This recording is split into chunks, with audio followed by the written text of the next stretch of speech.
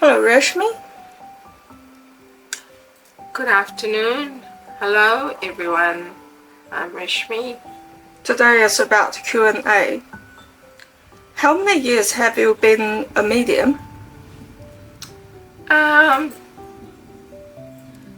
Really, I don't know whether we can actually say how many years because I was born with it.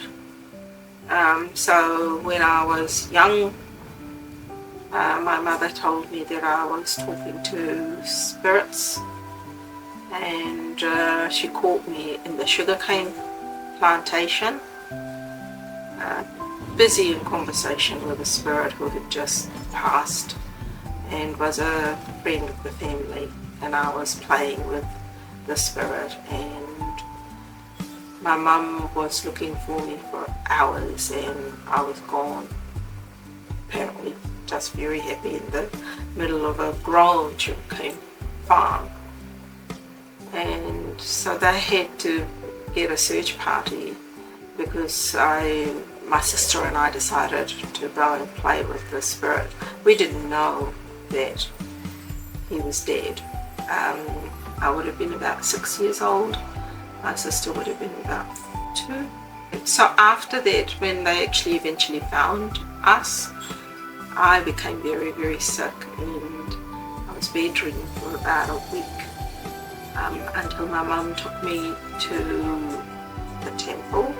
At the temple, the priest said that I had that energy and that I could communicate with the spirit world, and my mum wanted me to lead a very normal life and be a normal girl.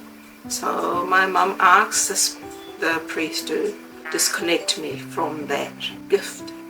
So I didn't know anything about it until before my mum passed away. She told me that it was very special that I could do that.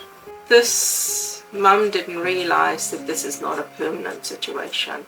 So over the years, I've always kind of felt a presence, and at the age of 16, you could see, even though I couldn't communicate with the spirits or didn't see the spirits because those gifts were cut off or disconnected, my stomping ground. I went to Auckland Girls Grammar School in Auckland, and one of my favourite spots was the K Road graveyard. I used to just go sit for hours and hours and hours and read my book. And I used to go and check all the graveyards out, read all the inscriptions on the graveyard, and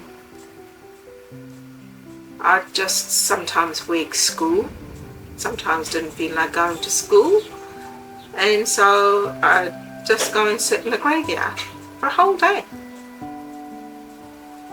doing nothing, just reading my book and just being there. And at that time I couldn't hear them, I couldn't feel them, I couldn't sense them, I couldn't see them, I couldn't communicate with them. But somehow it was the most natural place for me to go to.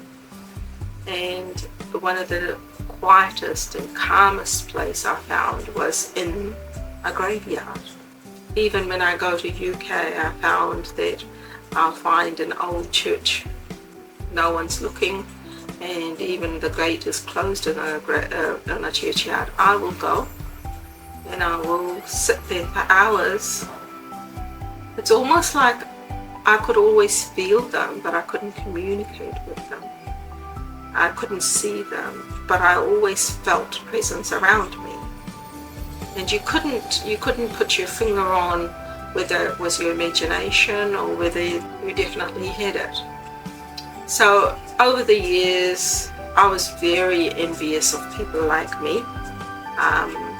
I thought, oh my God, they truly are so gifted and so amazing to be able to talk to the dead and to actually tell the future, to actually feel things like, floods and everything like that. You don't really realize the vast gifts that God can bestow upon an individual until you are in the receiving end of those gifts.